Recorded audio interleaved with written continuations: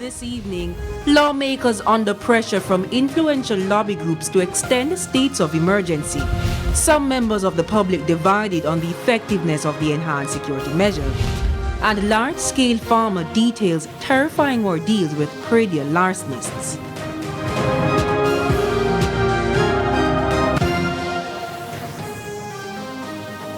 Good evening and welcome to Primetime News, live on air and online at onespotmedia.com. I'm Herman Green. And I'm Janela Precious with a preview of what's to come in the business day. Here's Javon Keys. Thanks, Janela. Well, it's been a week of news coming up for Jamaica Producers Group. They've announced that they're going to be partnering with Epley to do some more investments. I'll tell you the details later on.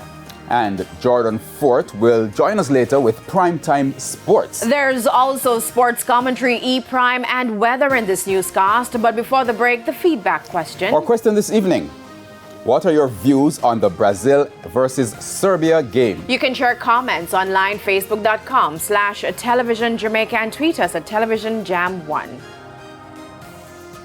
Please stay with us. Primetime News returns after this break.